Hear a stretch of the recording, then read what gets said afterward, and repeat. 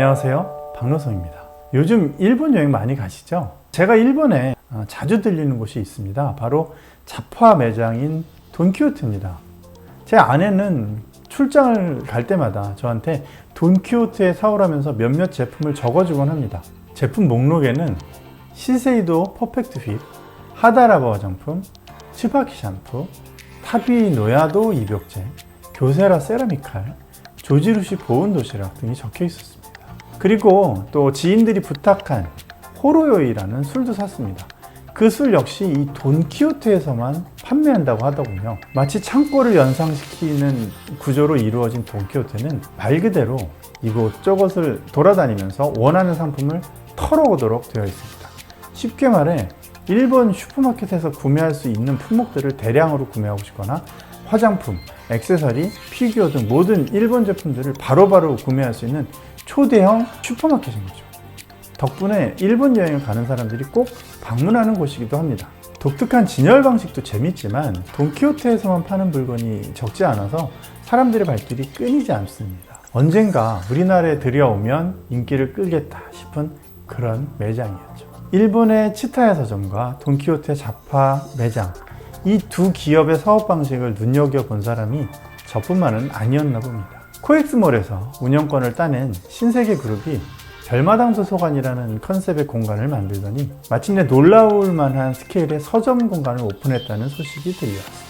치타야 서점에서 모티브를 얻은 것이 분명해 보였는데요. 사이즈는 그것을 압도할 만큼 대단했습니다. 청출어람이라고 할까요? 별마당 도서관은 관광객들이 연신 사진을 찍고 좋은 추억을 만드는 그야말로 삼성동의 랜드마크로 떠올랐습니다.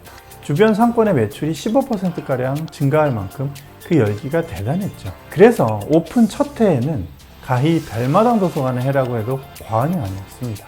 그 해에 출간된 김희찬 교수와 르네 마보안 교수의 블루오션 시프트라는 책에서는 한국의 블루오션 시프트 사례 중에 하나로 별마당 도서관을 다음과 같이 소개했더군요. 진정으로 새로운 가치를 제공하려면 기존 경쟁의 틀을 벗어나야 한다. 치타야 서점에서 유명한 마스다 무네아키가 디자인한 일본 다케오 시립도서관이 출발점이 되었다. 신세계 TF팀은 다케오 시립도서관을 단순히 모방하는 데서 그치지 않았다. 환경적 조건이 달랐을 뿐만 아니라 도서관 이상의 그 무엇, 즉 신세계만이 줄 수 있는 새로운 가치를 추구해야 했기 때문이다. 이를 위해서 책상과 의자 형태의 선택과 배치, 전시 자료의 선택과 배열, 카페, 편의점 같은 상업시설과 전시 문화 공간이 가진 특성들을 조화했다. 그 결과 한쪽에서는 강연이 진행되고 그 옆에서는 책을 읽고 또 다른 사람들은 차를 마시며 담소를 나누는 어디서도 찾기 어려운 독특한 문화 공간이 만들어졌다. 별마당 도서관의 서적은 영풍문고가 B2B로 납품했는지 영풍문고 직원들이 직접 관리를 하고 있더라고요. 그래서 처음엔 좋았습니다. 이 많은 책을 공짜로 볼 수 있다니. 그런데요, 좋은 것도 잠시 문득 이런 생각이 들었습니다. 공짜로 많은 책을 볼 수 있는 건 영풍문고에서도 가능했던 일이 아닌가? 차이가 있다면 대부분 책이 손이 닿지 않는 곳에 꽂혀 있던 것과 다 읽지 못한 책을 집에 가져갈 방법이 없다는 것이었습니다. 아니나 다를까 횟수로 5년 지나면서 별마당 도서관에 대한 피로감이 슬슬 몰려들기 시작했습니다. 결정적인 이유는 코로나19 때문이었습니다. 아니 정확히는 코로나19 때문에 찾아 읽은 알베르 까뮈의 페스트 때문이었습니다. 질병 퇴치와 관련된 이야기를 기대하고 읽었는데요. 까뮈 특유의 인간 내면 심리를 깊숙하게 묘사한 것이 너무나도 인상적이었습니다. 역시 노벨 문학상 수상 작가는 클래스가 다르구나 이렇게 생각을 하면서 까뮈 작품에 대한 갈증이 밀려들었습니다. 그래서 까뮈의 에세이인 시지프시나도 읽기로 마음을 먹고 사무실 근처에 있는 별마당 도서관을 찾아갔습니다. 빽빽하게 꽂혀있는 수많은 책들 중에서 까뮈의 책을 찾아서 대강 들춰보았습니다. 그리고 곧바로 소장하고 싶더군요. 이런 생각은 사실 페스트를 읽으면서 내내 했던 결심이기도 합니다. 아무 자리나 앉아서 몇 시간 만에 훌쩍 읽어낼 문장이 절대 아니었거든요. 까뮈는 정말 대단한 작가입니다. 그래서 대형 서점이라면 당연히 그의 작품이 꽂혀 있을 거라고 확신을 갖고 코엑스몰에 있는 영풍문고를 찾아갔습니다. 그런데 아무리 찾아봐도 시지프 신화가 없었습니다. 뭐야, 무슨 대형 서점에 까미의 책도 없어. 그제서야 형편없이 작아진 영풍문고의 규모가 눈에 들어왔습니다. 분명히 복층으로 돼서 굉장히 넓었거든요. 언제부터 매장의 규모가 이렇게 작아졌을까? 이런 생각이 들더라고요. 이후 지하철 타고 교보문고 강남점에 가서 시지프 신화를 살 수 있었습니다. 그리고 사무실로 돌아오는 내내 노벨문학상 수상 작가의 책마저도 팔지 못할 정도로 형편없이 쪼그라든 영풍문고의 규모가 떠올라서 씁쓸했습니다. 시지프 신화를 읽다 보면요, 도스토옙스키의 악령에 등장하는 키릴로프가 자주 언급됩니다. 스스로 목숨을 끊을 수 있다면 나도 신과 같은 존재다. 키릴로프는 이런 독특한 궤변을 늘어놓고 또 그대로 실행하는 인물이죠. 악령은 열린 책들 출판사의 판본으로 읽었습니다. 제가 이 전집을 다 가지고 있거든요. 앞에서 언급한 키릴로프의 그 문장은 상중하권 중에서 하권에 등장했던 것으로 기억합니다. 이 문장이 계속 머릿속에 맴돌아서 책을 들춰보러 코엑스몰에 있는 별마당 도서관을 찾아갔습니다. 그런데 누가 읽는 것도 아닌데 책장에는 모든 시리즈가 아닌 중권만 꽂혀 있었습니다. 알고 보니 별마당 도서관의 책 분실량이 날이 갈수록 감당하기 힘든 수준으로 늘어나고 있다고 합니다. 곧바로 영풍문고로 갔죠. 악령은 물론 열린 책들의 세계문학 시리즈 자체가 없었습니다. 제가 찾는 악령은 새로 번역한 신간이었는데도 불구하고 없었습니다. 물론 인터넷으로 주문할 수도 있겠지만 먼저 읽은 김연경 번역가의 번역본하고 새로 출간된 박혜경 번역가의 번역본을 좀 비교한 다음에 사고 싶었어요. 하지만 코엑스몰의 영풍고에서는 제가 읽고 싶었던 책을 찾을 수가 없었습니다. 아름답고 거대했던 코엑스몰의 랜드마크 서점은 사라지고 몇몇 인기 서점만을 전시하는 작은 서점만 남아있는 것이었습니다. 흔히들 서점을 두고 트렌드를 읽기 좋은 곳이라고 말합니다. 그렇다면 별마당 도서관은 어떨까요? 아쉽지만 책의 흐름이 멈춘 지 오래입니다. 신간 코너가 있지만 구색 갖추기에 불과합니다. 오래된 책도 관리가 부실해서 유실 또는 파손된 곳이 많습니다. 시리즈물은 더 처참합니다.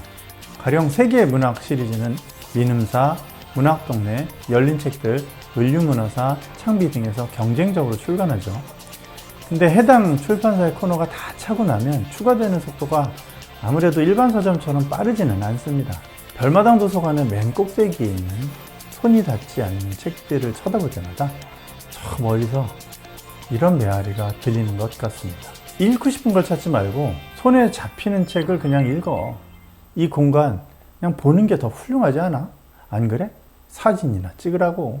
어느덧 삼성동 코엑스몰에는 독자가 원하는 책이 아니라 관광객이 원하는 책, 더 정확하게 말하면 사진 찍기 좋은 책장만이 놓여 있습니다. 기업은 사업을 수행하는 과정에서 어떤 형태로든 전략을 가지고 있기 마련입니다.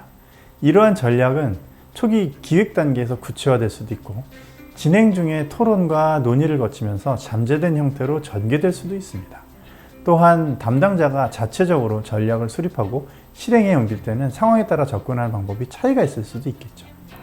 그러나 각 담당자들의 접근 방법을 모두 합치더라도 그것이 최선의 전략이 되는 경우는 보기 힘듭니다. 블루오션 시프트에 따르면 엄청난 스트레스와 고민 속에서 제안된 다양한 아이디어 가운데 신세계그룹 TF팀을 사로잡은 단어가 바로 책이었다고 합니다. 21세기의 디지털 세상에 강남의 쇼핑몰 한복판에 드넓은 광장에 이 중 어느 것도 사실 책과는 어울리지 않아 보였죠. 그럼에도 불구하고 신세계그룹 TF팀은 아날로그 감성을 대표하는 책을 중심으로 문화, 예술, 휴식, 공감, 소통을 엮어낼 수 있다면 어떨까? 그것이 가능하다면 책을 중심으로 새로 창출된 가치는 어떤 모습을 띄어야 할까? 등의 질문들을 멈추지 않았고요.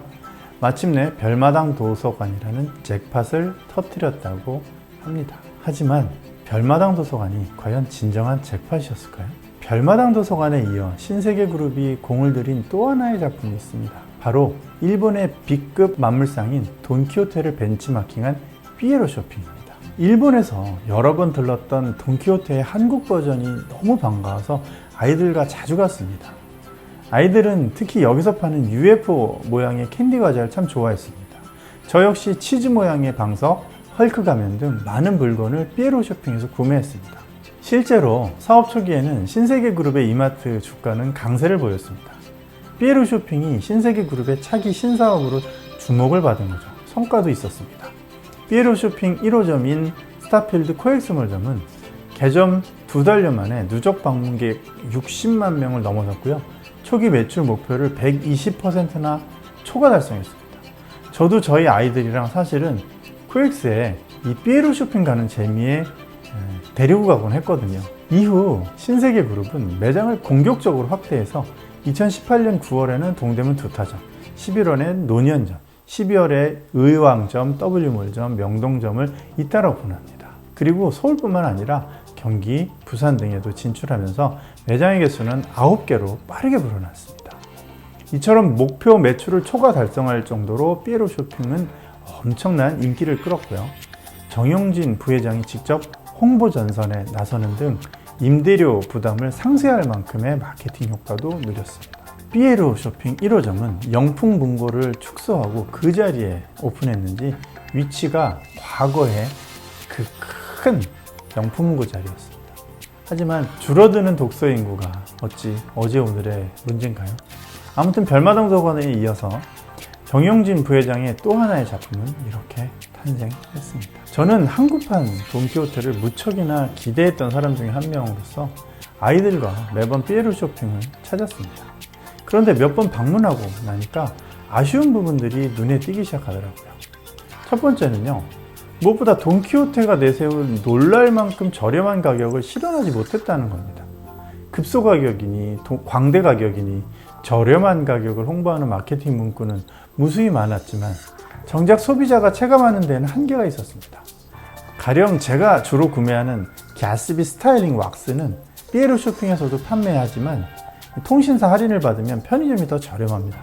또 삐에로 쇼핑에서 3,000원에 판매하는 크리넥스 마스크는 온라인몰에서 1,500원대에 판매됩니다. 물론 온라인몰에서는 배송비를 별도로 내야 하지만 코엑스몰의 주차비를 감안한다면 삐에로 쇼핑의 가격적인 메리트는 크지 않았습니다. 둘째, 삐에로 쇼핑에서만 파는 독특한 상품이 없었습니다. 돈키호테처럼 쇼핑을 불편하게 만드는 복잡한 쇼핑 공간은 잘 카피했는데 정작 돈키호테처럼 사고 싶은 물건은 과연 얼마나 있는가 하는 의구심이 늘 떠나지 않았습니다. 매번 삐에로 쇼핑을 찾으면서도 늘 UFO 모양의 캔디 과자만 사고 말았죠. 허접하거나 구경거리만 가득하지 사고 싶은 게 없었던 겁니다. 돈키호테에서는 독특한 술을 다양하게 구비해서 고객들의 호기심, 구매 욕구를 자극했는데 삐에로 쇼핑은 그저 시장에서 가져온 듯 비슷비슷한 물건들을 빼곡히 쌓아놓고 판매만 하고 있었습니다. 그렇기에 고객들의 구매를 유도하는 제품은 구비하지 못했다는 생각을 지울 수가 없었던 거죠. 인하대학교 소비자학과의 이은희 교수는 이런 말을 했습니다. 삐에로 쇼핑이 당초 내세운 보물찾기 컨셉이 성공하려면 소비자에게 정말 보물 같은 메리트를 줘야 합니다. 예컨대 구제 시장에는 제품이 어지럽게 쌓여있지만 그 속에서 희귀한 제품을 찾는 재미가 있고 가격이 저렴해서 소비자로서는 정말 보물을 찾는 느낌을 받습니다. 그러나 삐에로 쇼핑의 경우 매장 구조나 상품 진열은 복잡하지만 정작 소비자가 찾는 보물은 없는 게 아닌가 싶습니다. 역시나 삐에로 쇼핑의 패점은 생각보다 일찍 찾아왔습니다. 패점 1에 찾은 삐에로 쇼핑 코엑스몰은 황량하기 그지없었습니다. 물건이 모두 빠진 아래층에는 아예 들어갈 수가 없게 출입금지 안내문이 붙어 있었고요. 위층에는 재고 소진 행사가 거의 끝나가고 있음에도 손님이 많지 않았습니다. 그저 텅 빈 매대에 팔리지 않는 물건 몇 가지만 어지럽게 널려 있었습니다. 순간 이런 생각이 머리를 스쳤습니다.